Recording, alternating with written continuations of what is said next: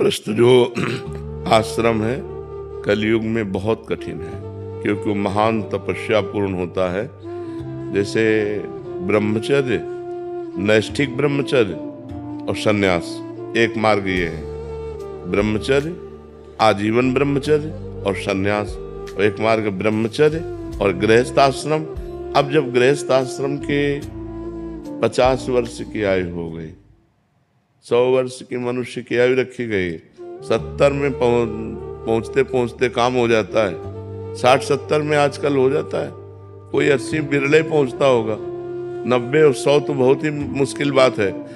अब 50 वर्ष के बाद आदमी की हालत क्या होती है जो गृहस्थ में होता है, क्योंकि वो 25 वर्ष ब्रह्मचर्य नहीं रहा है। अगर आश्रम के अनुसार पूछो तो 25 वर्ष तक ब्रह्मचर्य रहना चाहिए, इसके बाद ब्याह होकर 25 वर्ष गृहस्थ आश्रम में रहना चाहिए, फिर वानप्रस्थ। तो चूंकि न्यू गड़बड़ है, 25 वर्ष ब्रह्मचर्य कहाँ, गर्लफ्रेंड बॉयफ्रेंड ब्रह्मचर्य कहाँ रह रहे हैं। तो 50 वर्ष पहुंचते पहुंचते ढेर हो जाते हैं। अब वो जंगल में जा करके तप में जीवन व्यतीत करें, ना ऐसे जंगल रह गए हैं और ना ऐसे तपस्वी रह गए हैं।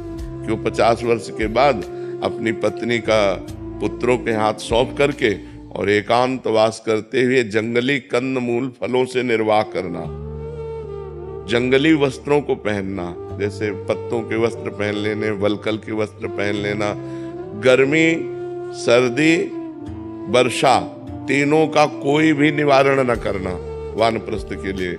गर्मी सीधे सहना, कोई पंखा बिजली इसका प्रयोग नहीं। सर्दी सीधे सहना, कोई किसी भी तरह का सर्दी निवारण का नहीं, सीधे अंगों पे सहना। वर्षा पूरी सहना, और अगर ऐसा लगे कि अब हमारा शरीर काम नहीं कर रहा है तो उसको तप के द्वारा अपने प्राणों का त्याग कर देना। बहुत कठिन वानप्रस्थ होता है।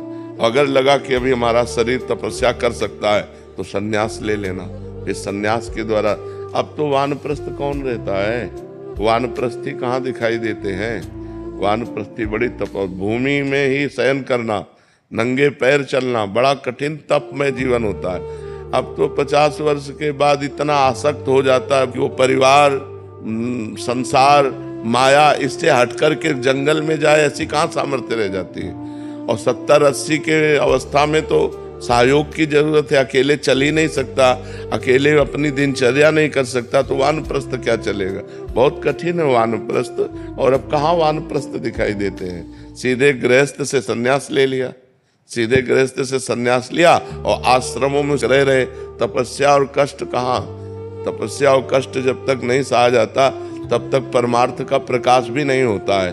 तप में जीवन, भगवान के लिए कष्ट में जीवन, वो अब सब ग्रंथों में लिखा रह गया है। कोई बिरला होगा जो चल रहा होगा, नहीं तो बहुत ऐसा।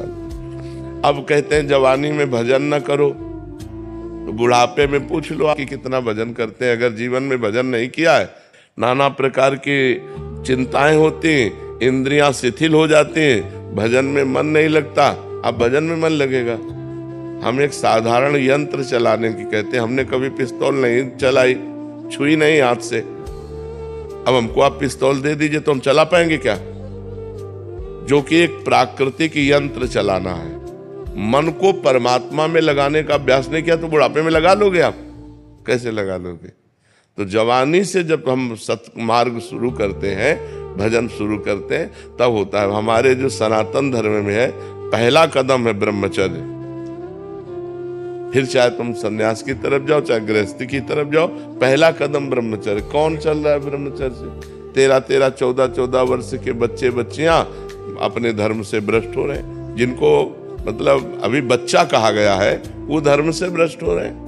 हमारे सामने कितने ऐसे बच्चे आए जो 13 वर्ष के, हमके तो आश्चर्य हुआ कि ये तो तुम्हारी खेलने की अवस्था है, तुमको ऐसा ज्ञान कैसे। तो मोबाइल से सब ज्ञान हो रहा है। गंदे आचरणों में प्रवृत्ति 13-14 वर्ष के बच्चों की हो रही है, तो ब्रह्मचर्य कब रहेंगे। ब्रह्मचर्य, और जब ब्रह्मचर्य नहीं तो जब प्रथम ही सीढ़ी नहीं तो परमार्थ की चढ़ाई कौन चढ़ सकता है। फिर तो सब केवल बकवास रह जाता है। उपदेश सुनो, उपदेश करो, आचरण में उतारना बड़ा कठिन है। आचरण में उपदेश उतार लिए जाए तब तो महात्मा, तब तो गृहस्थी, नहीं तो आचरण में उतारना बड़ा कठिन। छोटे छोटे बच्चे बीड़ी फूकते हैं, सिगरेट फूकते हैं, हुक्का फूकते हैं, नौजवान होते हैं, ड्रग्स लेते हैं, नशा करते हैं, क्लब जाते हैं, गर्लफ्रेंड बॉयफ्रेंड, कितनी गंदगी समाज में फैल रही। आप देखो कितनी गंदापन फैल रहा है, इतना गंदापन फैल रहा है कि आज एक गृहस्थ चैन से नहीं है। जी आपने बोला अभी कि पुरुष अपनी पत्नी को पुत्र के साथ छोड़ते रहे, तो क्या वानप्रस्थ आश्रम सिर्फ पुरुषों के लिए बनाया गया था?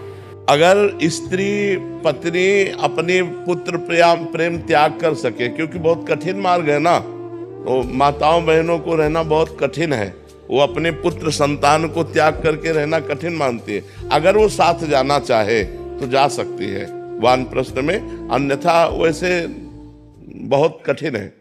इसलिए कठिन है कि जैसे जंगल में खुले में शयन करना, वल्कल वस्त्र पहनना, कंदमूल फल खाना, अब कहाँ कंदमूल फल रह गए। एक बेर भी जिसके पेड़ होगा ना, वो पैसे से बेच करके देने वाला होगा। आप पानी नहीं पी सकते, पानी नहीं पी सकते क्योंकि पीने लायक नहीं है, और बाहर ना कुआं रह गया है ना हैंड पैप रह गए।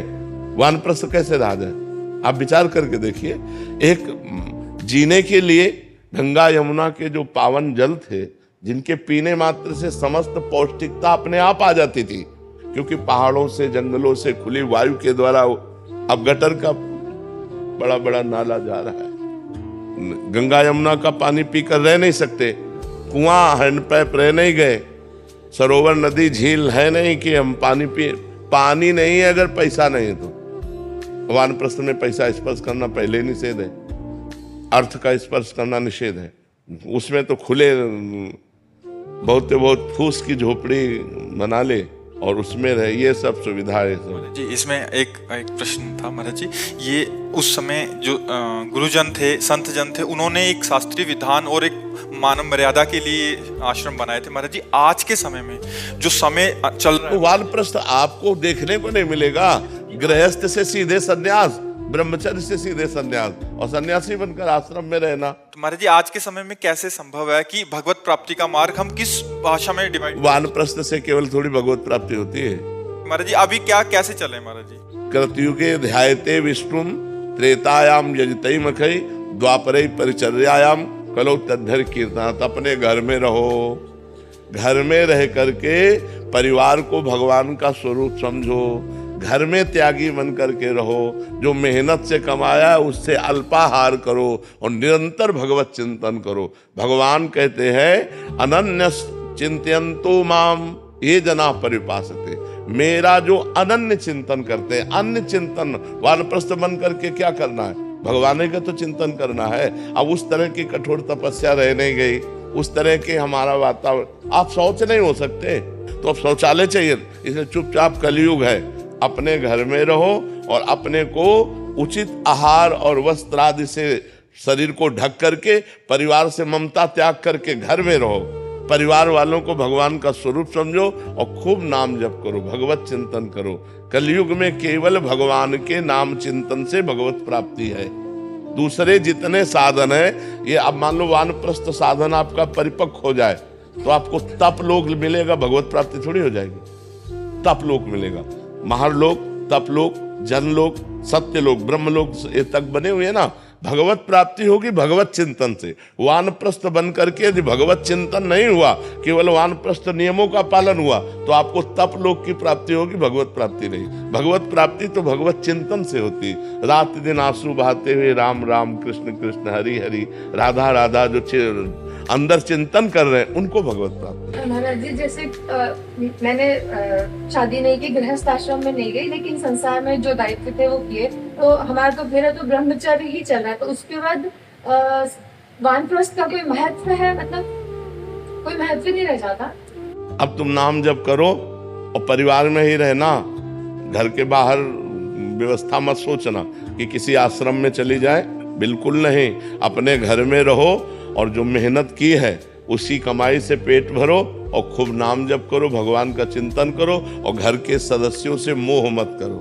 बस यही संन्यास होगा आपका। सच्ची हम बात कह रहे हैं। बिल्कुल किसी आश्रमों में जाके रहना या इस तरह का व्यवहार वो बहुत घाटे का है, बहुत घाटे का है। कलयुग है, बहुत घाटे का सौदा चल रहा है। विश्वास अंतर ध्यान होता चला जा रहा है। विश्वास जो है वो अंतर ध्यान होता चला जा रहा है। विश्वास हमारा बहुत डगमगा रहा है इस समय, क्योंकि पाए जान जगत में सब जन कपटी कुटिल कलयुगी टंचु। कपट का, कलयुग का ऐसा प्रभाव बढ़ रहा है, सभा में हम कुछ और हैं और एकांत में हम कुछ और हैं।